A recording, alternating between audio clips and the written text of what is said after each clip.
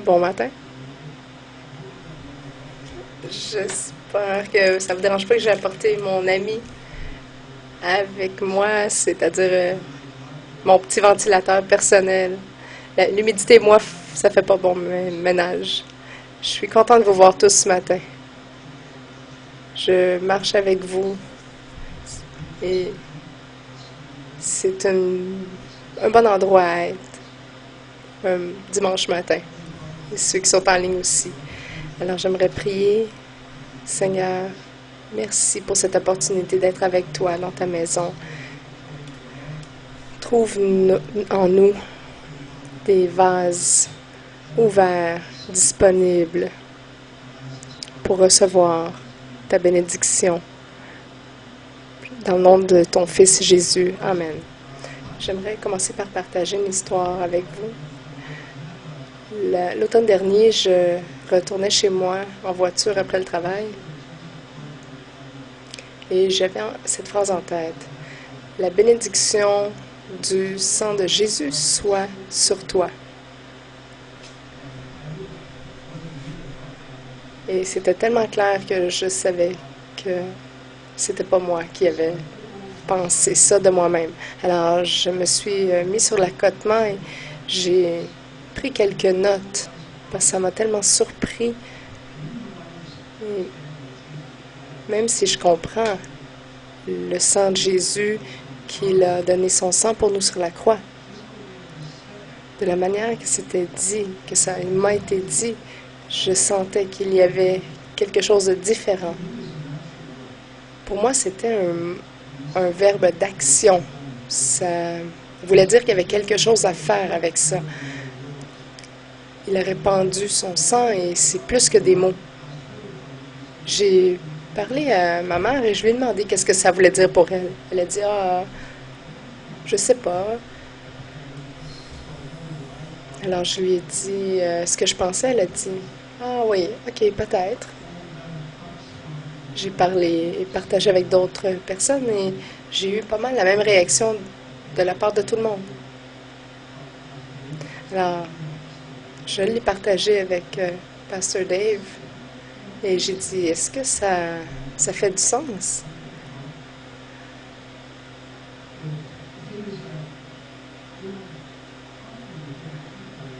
Ce qui arrive, c'est que lorsque j'ai parlé avec les gens, j'avais la même réaction des gens, c'est qu'il y avait comme un regard vide, ça leur disait rien. Le problème, c'est que lorsqu'on entend des choses à la télévision, c'est souvent à propos des temps de la fin. C'est rarement. Il manque quelque chose. Lundi dernier, je suis allée au Second Chance Café. C'est dans Montréal-Est. L'église s'y rend souvent. C'est au coin de Jean Talon. Il y a beaucoup de gens qui vont là, des immigrants, des gens de la rue. C'est là qu'on distribue des vêtements. Notre église distribue des vêtements. Et la dernière fois que je suis allée, il y avait des gens de Toronto. Je les avais jamais vus là-bas.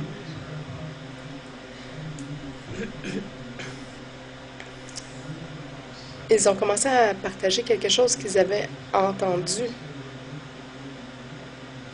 Je ne vais pas vous partager ce que c'est parce que je ne crois pas à ça, mais les gens étaient vraiment excités là.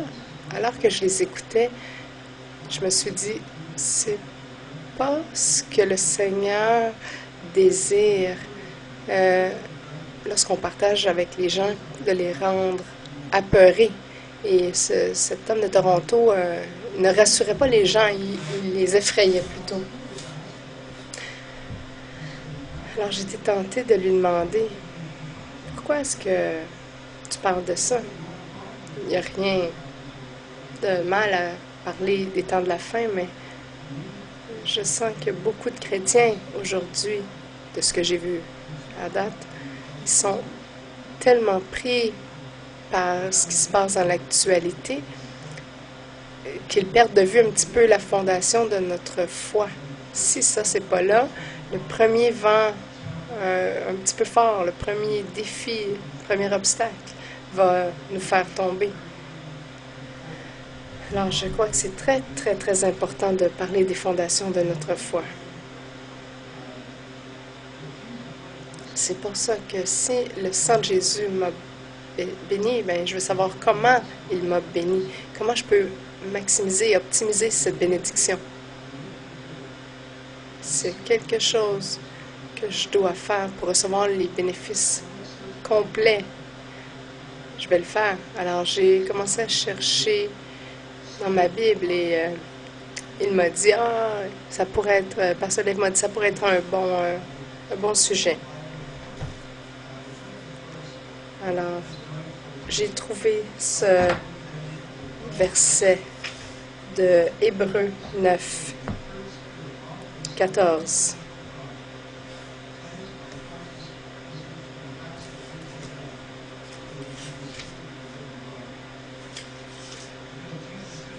Voilà pourquoi le Christ est l'intermédiaire d'une alliance nouvelle, afin que ceux qui ont été appelés par Dieu puissent recevoir les biens éternels qu'il a promis aux siens.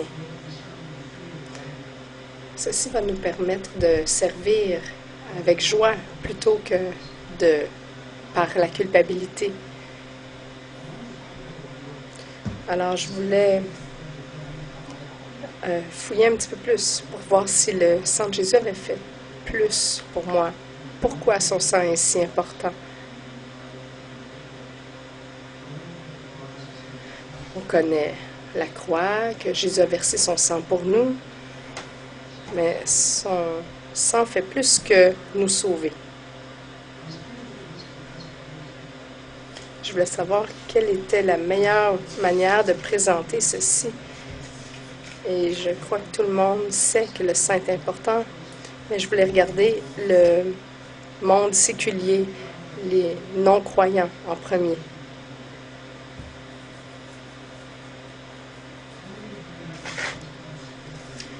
Combien d'entre vous se rappellent la première fois que vous vous êtes coupé et vous avez vu votre sang?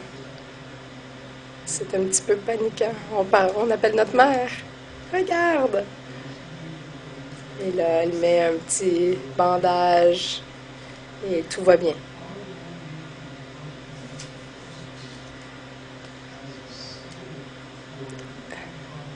Le sang a été utilisé dans le passé pour sceller des contrats importants ou même pour communiquer avec les dieux. Je ne voudrais pas passer trop de temps pour la signification du sang pour les non-croyants, mais j'aimerais vous partager quelques faits. À travers l'histoire, le sang a toujours été utilisé pour sceller des contrats importants ou des liens importants entre les gens, particulièrement entre les combattants. C'était un contrat.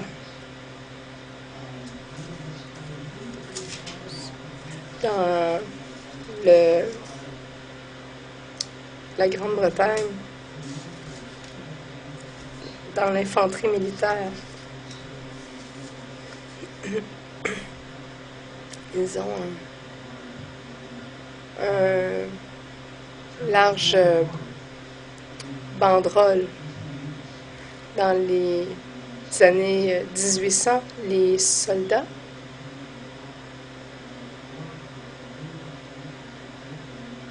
portaient une couverture enroulée autour de leur ceinturon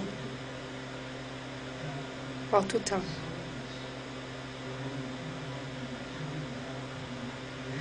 Et lorsque les soldats se blessaient, ils étaient transportés sur l'épaule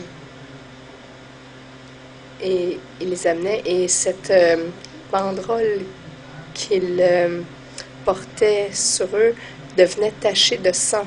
Alors ça devenait une banderole d'honneur, de courage.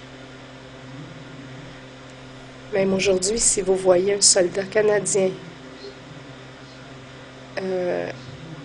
lorsqu'il a sa cérémonie, il porte encore ce type de banderole en reconnaissance de leur sacrifice et de leur courage.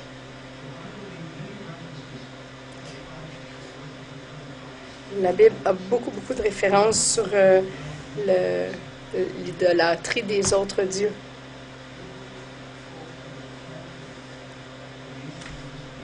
Toutes les nations qui ont conquéri Israël, des Babyloniens aux Perses, aux Grecs, aux Romains, ils ont toujours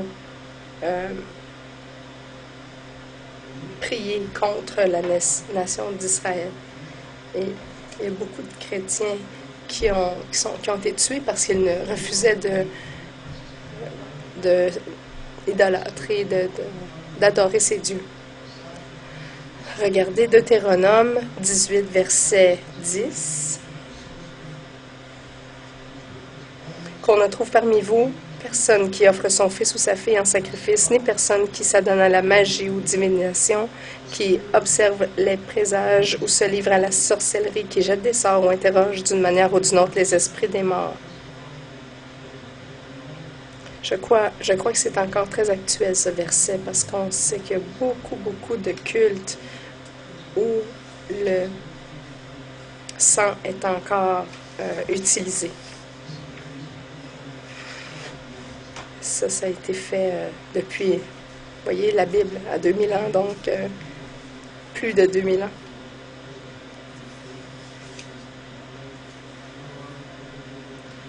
Il y a plusieurs religions, même aujourd'hui, où les croyants versent leur sang pour montrer à quel point ils aiment leur Dieu. Ils peuvent se flageller ou même se sacrifier. J'ai déjà lu un livre sur le sang de Jésus par Bernard Warren. Au début du livre, il partage le manque de compréhension du sang de Jésus. Il a trouvé, lorsqu'il était au séminaire, que beaucoup d'étudiants, incluant les professeurs, pensaient que le sang était un langage ancien, des temps anciens. Alors, il s'en moquait. Et lui, en tant que nouvel étudiant au séminaire, il ne pouvait pas comprendre. Pourquoi est-ce qu'il se moque du sang de Jésus? Ça ne change pas.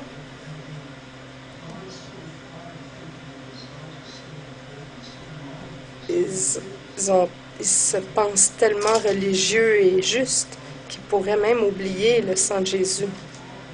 Et ça le perturbait. Ça l'a tellement préoccupé qu'il a écrit un livre.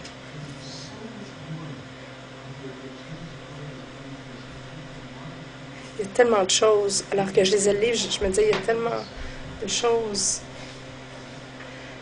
que les gens ne réalisent pas. C'est pas quelque chose qu'on peut mettre de côté ou oublier.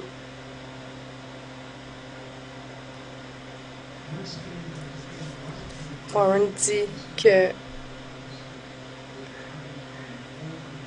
lorsqu'on dit laver par le sang, c'est un terme de vieille religion. Personnellement, je crois qu'ils n'ont pas raison. On peut voir, juste en lisant la Bible, on peut voir l'importance du sang.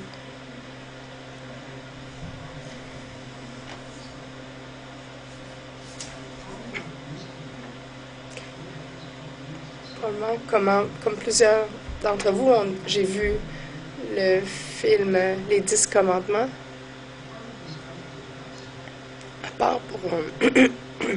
À part les effets spéciaux,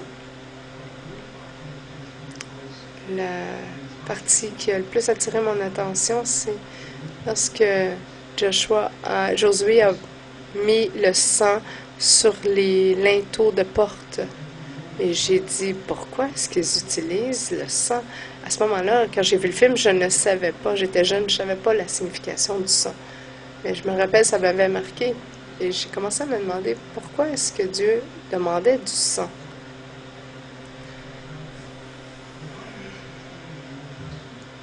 Mais Dieu clarifie ça dans l'Ancien Testament.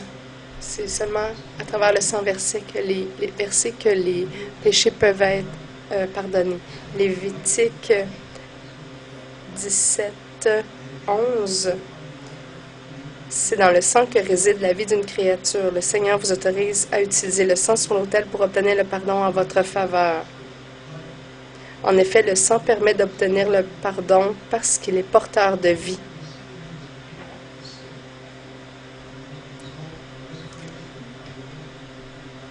Donc, ça permet de restaurer la relation entre l'homme et Dieu. Parce que pour un Dieu saint, le péché est un crime très, très sérieux qui nécessite un paiement.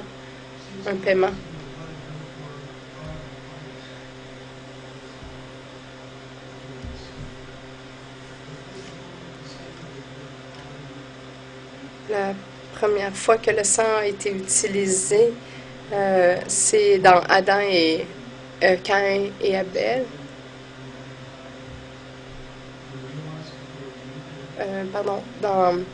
Avec Adam et Ève, lorsque, après le péché, ils se sont rendus compte qu'ils étaient nus. Alors, Dieu a dû tuer un animal innocent pour restaurer, enlever la honte de la nudité d'Adam et Ève et ainsi restaurer la relation entre Dieu, entre lui-même, Dieu et Adam et Ève.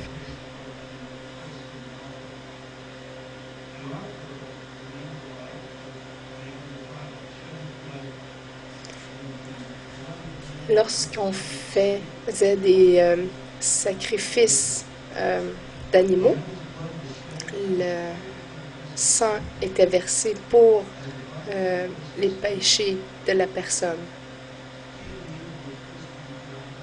Caïn et Abel, c'étaient les premiers qui faisaient ça à Dieu. Genèse 4:4 nous le dit, que Abel, de son côté, apportant en sacrifice des agneaux premiers-nés de son troupeau, il offrit au Seigneur les meilleurs morceaux. Et ça a plu à Dieu parce que c'était...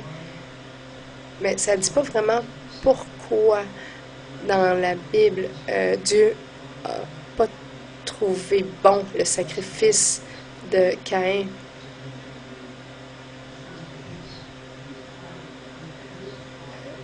J'ai lu dans un livre que c'était probablement parce que celui d'Abel était meilleur, parce que c'était du sang. Et c'était aussi probablement parce que Caïn a donné son sacrifice, mais son cœur n'était pas là.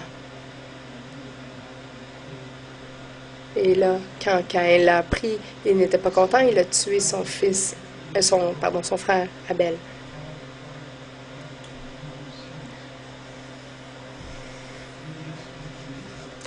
Durant l'exode de l'Égypte, Moïse a amené le peuple au mont Sinaï. Et c'était la première fois où le peuple a entendu Dieu. Ça leur a fait tellement peur qu'ils ne voulaient plus l'entendre. Mais Moïse les a amenés là pour recevoir instruction et les 10 commandements. Regardez 2 Chroniques 29-24.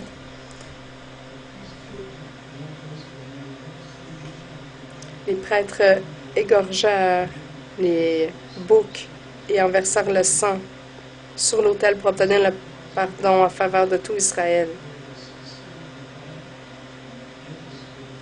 Et lorsque ça s'est fait de façon religieuse, même si les prêtres étaient corrompus, ils ne suivaient pas les lois de Dieu à ce moment-là, ils faisaient les choses mécaniquement.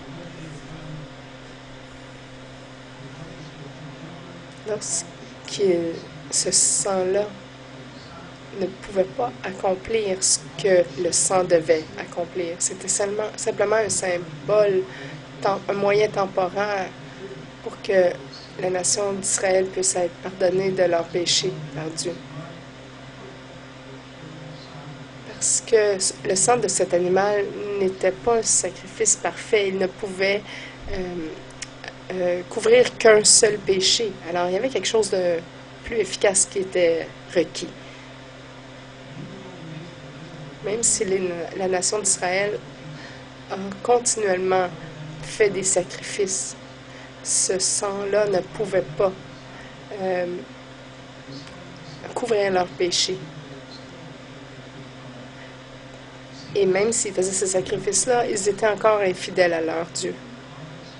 On voit dans les prophètes que Israël sacrifiait, mais que le sang ne pouvait pas les changer de leur mauvaise voie.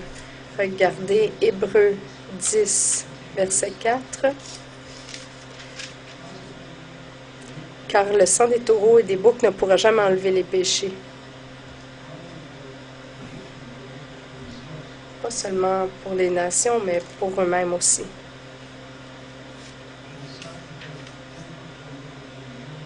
Les sacrifices, année après année, jour après jour, n'étaient pas suffisants. Regardez Amos 5, verset 21. Il a regardé à l'hypocrisie du peuple d'Israël envers leurs sacrifices.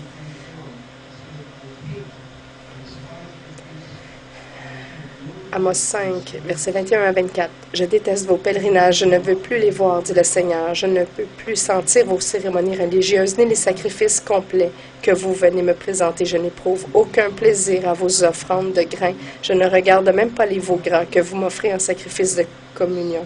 Cessez de brailler vos cantiques à mes oreilles, je ne veux plus entendre le son de vos harpes. Laissez plutôt libre cours au droit, que la justice puisse couler comme un torrent intarissable. » Dieu savait que ça ne venait pas du cœur, que c'était juste un rituel mécanique. Mais 600 ans avant l'arrivée de Jésus-Christ, Dieu a dit aux enfants d'Israël qu'il allait faire une nouvelle alliance avec eux. Regardez Jérémie 31, verset 31. Bientôt, déclare le Seigneur, je conduirai une alliance nouvelle avec le peuple d'Israël et le peuple de Juda. Jérémie a prophétisé cette nouvelle alliance entre Dieu et les hommes, cette nouvelle base de relation. Le fait qu'il allait avoir une nouvelle alliance impliquait deux choses à propos de l'ancienne alliance convenue au mont Sinaï. Ça disait qu'il était temporaire et qu'il n'était pas suffisant pour que le plan de Dieu soit complet.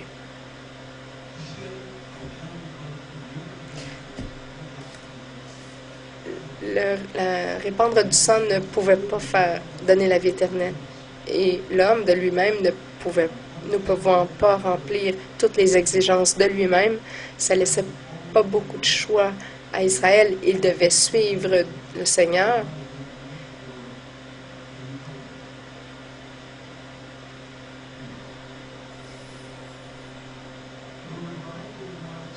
Toutefois, Dieu ne voulait pas que les pécheurs périssent. Il aimait l'homme. Il l'a créé. Il ne voulait pas qu'il meure. Ézéchiel, chapitre 33, verset 11, il dit « Dis-leur de ma part, par ma vie je l'affirme, moi le Seigneur Dieu, je n'aime pas voir mourir les méchants. Tout ce que je désire, c'est qu'ils changent de conduite et qu'ils vivent. Je vous en prie, vous les Israélites, cessez de mal agir. Pourquoi voudriez-vous mourir? » Dieu, dans son amour infini, dans sa compassion, veut que son peuple se repente et se tourne vers lui. Mais le peuple d'Israël, comme j'ai dit avant, même les nobles, les prêtres, tout le monde était corrompu. Même à ce moment-là, peu importe, Dieu ne voulait pas, peu importe ce qu'il avait fait, ne voulait pas que ces méchants meurent. Il voulait que les gens croient en lui et le suivent.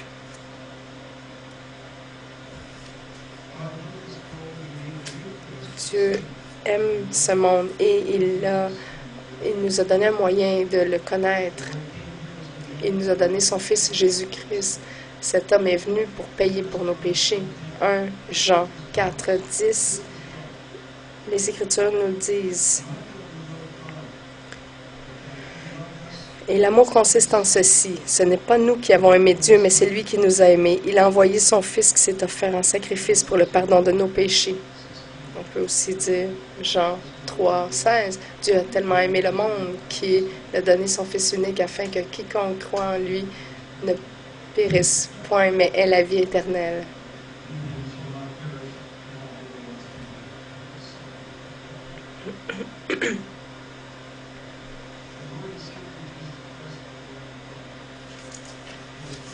Jésus est l'agneau de Dieu, parfait, saint, bien-aimé et juste. Il n'y a aucun péché en lui. Lorsqu'on met notre confiance en lui, nous sommes acceptés par Dieu. Jean-Baptiste, dans Jean 1, a dit, le jour suivant, Jean vit Jésus venir vers lui et dit, « Voici l'agneau de Dieu qui enlève le péché du monde. »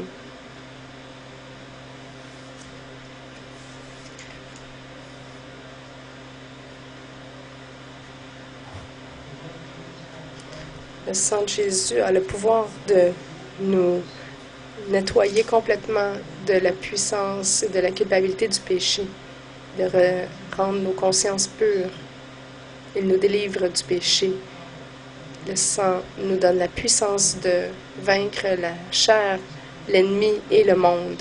C'est confirmé dans Apocalypse 12, verset 11. Nos frères ont remporté la victoire sur lui grâce au sang de l'agneau et à la parole dont ils ont témoigné. Jésus est l'agneau parfait par lequel le sang versé nous sauve de nos péchés. C'est le sacrifice ultime. Hébreux 9, 26 nous dit: autrement, le Christ n'est pas entré pour s'offrir plusieurs fois lui-même, autrement il aurait dû souffrir plusieurs fois depuis la création du monde. En réalité, il est apparu une fois pour toutes, maintenant à la fin des temps, pour supprimer le péché en se donnant lui-même en sacrifice. Il nous donne la voie pour approcher Dieu. Il est à la fois divin et humain.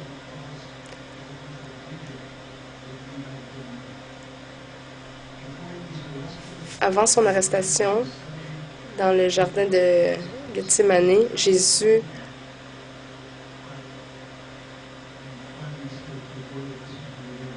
a prié, mais il a dit, si c'est ta volonté, je vais le faire. Il savait qu'il serait arrêté, battu et flagellé par les Romains, et ultimement qu'il serait crucifié. Mais il a donné sa vie pour nous parce que son amour pour nous était plus grand. C'est la raison de sa venue. Lorsque Jésus a dit « Tout est accompli », il a payé le prix ultime pour nos péchés. J'aimerais juste spécifier quelque chose ici. Jésus ne savait non seulement qu'il allait mourir, il savait qu'il serait sacrifié pour nous. Mais il savait aussi qu'il allait porter tous nos péchés, passés, présents et futurs. Imaginez l'agonie qu'il a dû endurer. Imaginez quelle souffrance il a dû passer à travers, et il savait tout ça avant sa venue.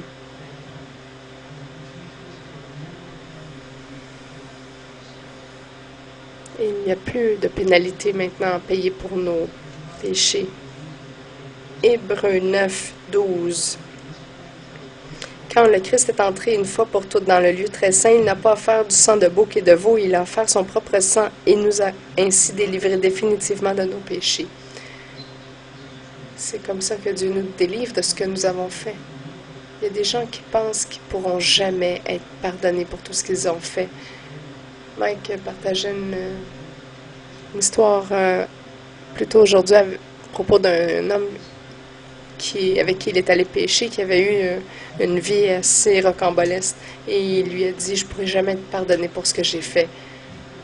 Mais les gens ne réalisent pas. Ils pensent, ils se réfèrent à l'amour dans un contexte humain, mais ils ne connaissent pas l'amour au niveau divin, où tout peut être pardonné. Les gens ont beaucoup de problèmes à accepter ça. Lorsqu'ils acceptent Jésus en tant que sauveur, il n'y a rien d'autre à faire. Il n'y a aucune œuvre, aucun effort, rien qui pourrait nous donner plus. Tout ce qu'on a à faire, c'est de recevoir. Lorsqu'on pense au sang de Jésus, on y pense bien à quel merveilleux cadeau c'est. Les gens ne réalisent pas. Et je dois admettre moi-même que ça m'a pris du temps aussi pour comprendre vraiment profondément qu'est-ce que ça voulait dire. Je me disais, je devrais aller à l'église plus souvent, je devrais faire ça ou ça en plus. Non, non, non. C'est donné gratuitement. Alors, on doit recevoir gratuitement sans repayer rien. Il n'y a absolument rien de plus qu'on peut faire. C'est un no-brainer, comme on dit en anglais. C'est quelque chose de simple. On a juste à accepter, recevoir et accepter le sang. Ça m'étonne. Et ceci est confirmé dans Hébreux 9, 22.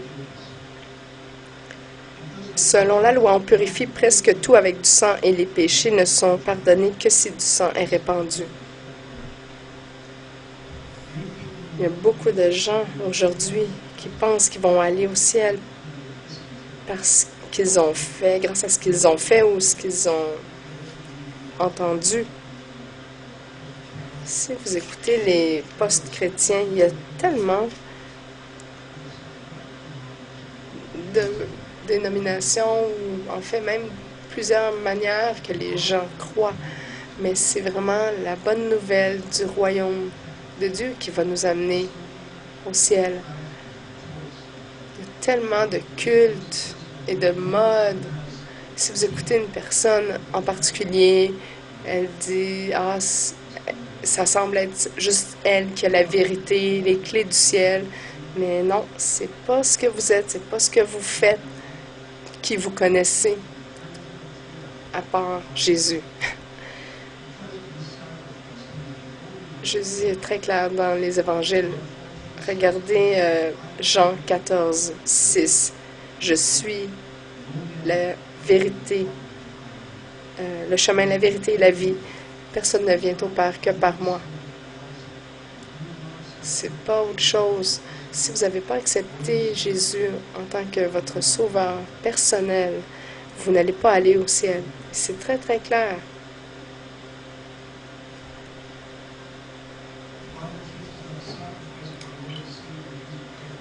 La Bible enseigne que ce sang versé n'a qu'à être versé une fois et c'est suffisant. Regardez Hébreux 10, 12. Le Christ, par contre, a offert un seul sacrifice pour les péchés, cela pour toujours, puis s'est assis à la droite de Dieu.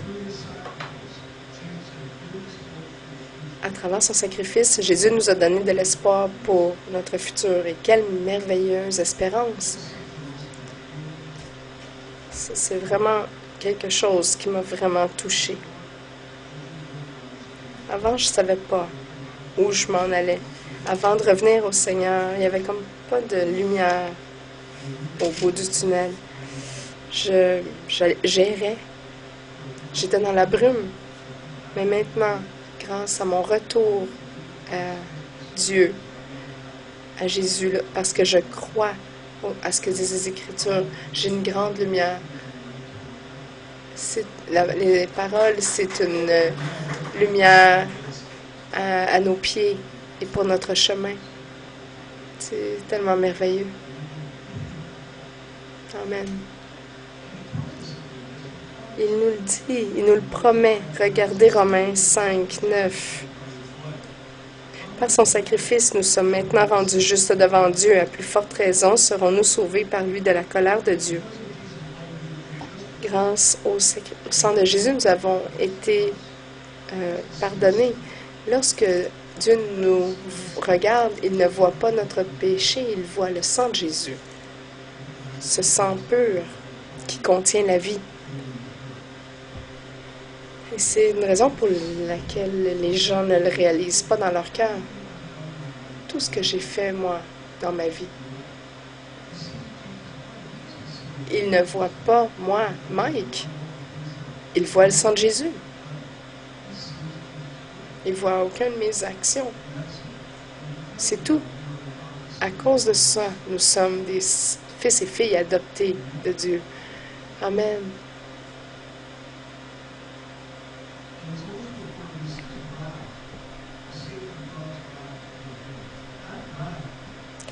Nous sommes aussi sauvés de la colère de Dieu. Cette colère-là, en passant, elle n'est pas contre nous, elle est contre le péché.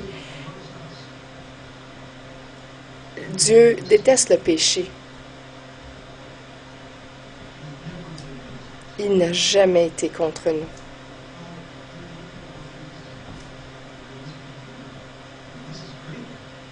C'est merveilleux, mais il y a en plus d'autres choses que Dieu a faites, et c'est ce que j'ai trouvé tellement intéressante. Regardez, il y a d'autres choses que le sang de Jésus fait pour nous, que je n'avais pas réalisées. Et c'est une des raisons pour lesquelles je voulais vous faire ce sermon, pour vous partager ça.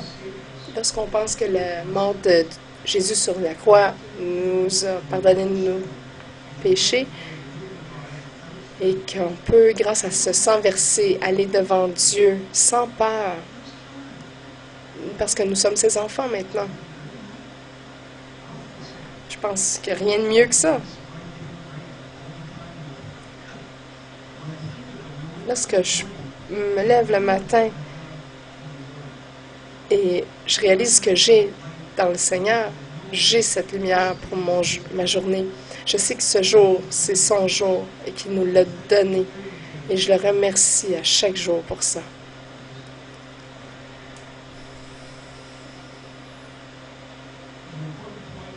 Il y a un point important ici, c'est que cette promesse est pour c'est pour ceux qui ont demandé à Jésus de venir dans leur vie, pas pour les autres. Ceux qui l'ont accepté comme sauveur. Nous devons nous repentir de nos péchés, oui. Et en tant que chrétien, oui, on va encore pécher. On le sait, mais on peut se repentir et il va nous pardonner.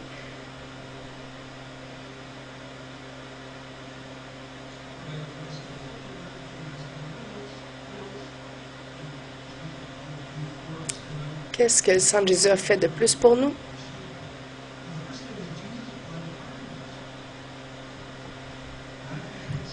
Le sang de Dieu nous a pardonné. Regardez dans Matthieu 26. Ceci est mon sang de la nouvelle alliance, le sang de la nouvelle alliance qui est versé pour la rémission des péchés. Le péché, c'est une offense pour Dieu. Dieu nous a rachetés. Alors nous ne sommes plus sous la puissance de l'ennemi. 1 Corinthiens 6, 20 dit 1 Corinthiens 6, 20 Dieu vous a acquis, il a payé le prix pour cela. Mettez donc votre corps lui-même au service de la gloire de Dieu. Aimer quelqu'un tellement au point de donner sa vie, c'est merveilleux, même avec tous les péchés que l'humain va encore faire. Jésus a racheté notre salut avec son sang.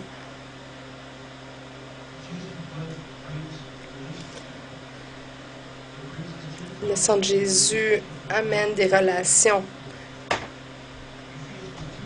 Regardez Éphésiens 2, versets 11 à 16.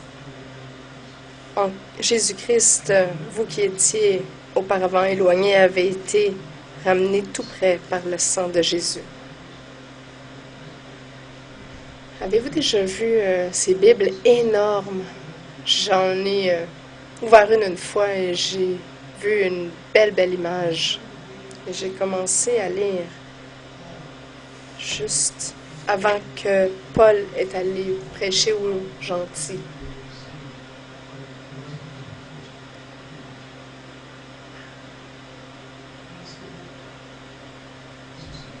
Et je me suis dit, Paul est allé parler aux gens qui n'étaient pas israélites. Et c'est grâce à lui qu'on a pu... que la bonne nouvelle s'est répandue. J'ai lu le témoignage de la conversion de Saül, qui est devenu Paul. C'est vraiment merveilleux. Regardez comment le sang de Jésus peut purifier notre conscience dans Hébreux 9, 14. S'il en est bien ainsi, combien peu efficace encore doit être le sang du Christ. Par l'Esprit éternel, il s'est offert lui-même à Dieu comme sacrifice parfait. Son sang purifiera notre conscience des actions néfastes pour que nous puissions servir le Dieu vivant. Les œuvres mortes sont les choses religieuses qu'on fait. La religiosité, c'est-à-dire que c'est fait sans le cœur. Prier d'une certaine manière, un certain nombre de minutes par jour. Mais tout ça n'impressionne pas Dieu.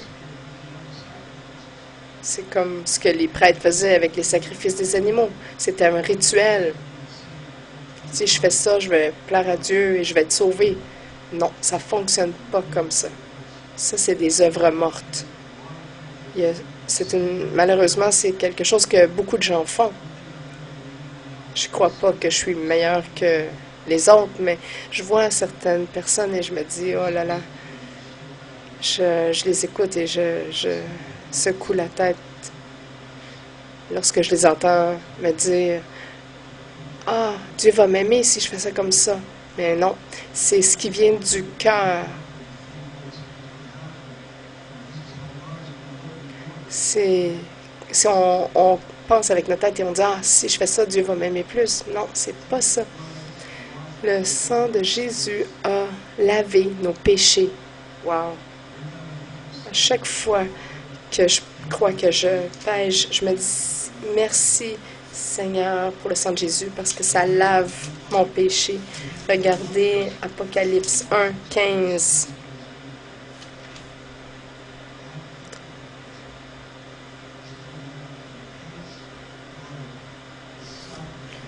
À lui qui nous a aimés et qui nous a lavés de nos péchés dans son propre sang.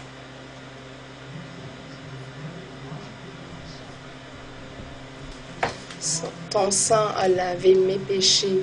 Lorsque je me repens, je dis, Père, je suis désolée, j'ai fait ça. Mais lorsqu'on vient à lui et qu'on s'excuse, comme tout bon père, il nous pardonne parce qu'on est ses enfants. Et regardez comment le sang de Jésus combat et vainc Satan. Dans Révélation 12, 11. Nos frères ont remporté la victoire sur lui grâce au sang de l'agneau et à la parole dont ils ont témoigné. Ils n'ont pas épargné leur vie. Ce n'était pas seulement des paroles. Le Seigneur a fait des choses pour eux, vraiment dans le réel. Alors il pouvait témoigner de ceci. Regardez ce que Dieu a fait pour moi, pour nous. Lorsque vous marchez avec le Seigneur, qu'il est le sauveur de votre vie et que quotidiennement vous marchez avec lui, vous allez voir des choses dans votre vie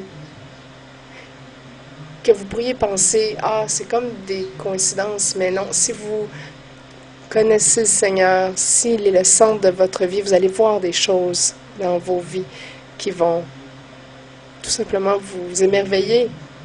Nous le remercions pour ça et nous disons merci Père parce que tu veilles sur moi. Vous pouvez faire ça toute la journée. C'est pas une liste complète ici. On a seulement un temps seulement limité aujourd'hui, mais c'est un bon début. Je vous encourage à lire votre Bible et regarder à toutes ces autres choses que le Seigneur fait pour nous. J'aimerais quand même prendre la liste un petit peu plus, l'amener un peu plus loin. Il y a un vieux terme religieux qui dit « plaider le sang de Jésus ». C'est très inapproprié à mon avis, parce que en tant que fils et filles de Dieu, on n'a pas besoin de supplier ou de plaider à notre Père pour n'importe quoi. Je vais en reparler un petit peu, mais on n'a pas à mendier, à supplier le Père. Ce qu'on peut faire, c'est une liste de ces points que je vous ai donnés ici et les prendre ces vérités, les amener en prière et les transformer en action. On peut déclarer tout ça sur nos vies. On peut déclarer ça sur nos vies, sur nos familles, sur n'importe qui. Parce que Dieu désire ce qu'il y a de mieux pour nous. Par contre, il faut faire attention. On doit être prudent. Être conscient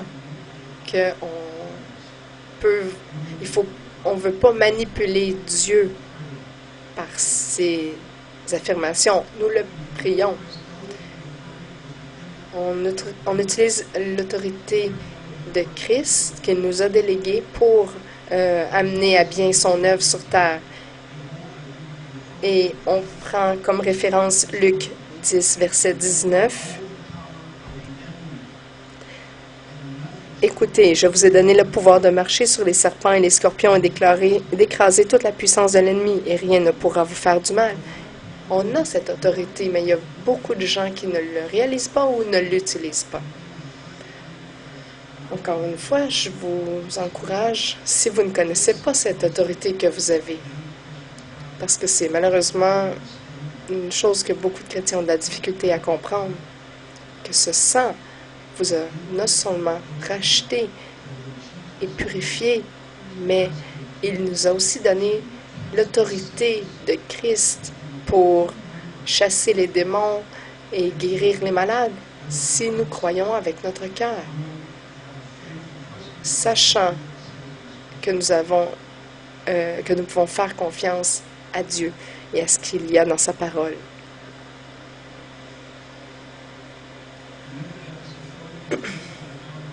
Rappelez-vous que cette autorité est basée sur le sang de Jésus.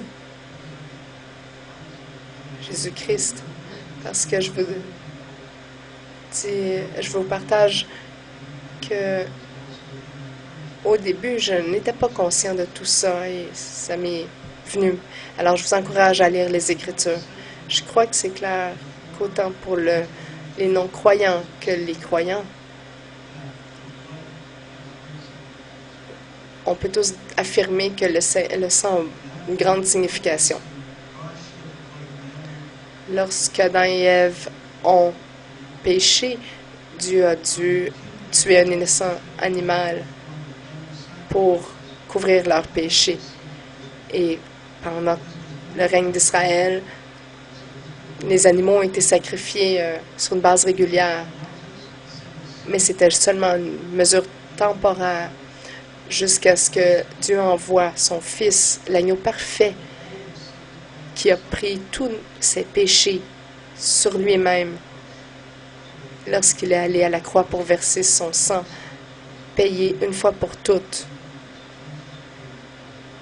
Une fois pour toutes. Jésus a payé le prix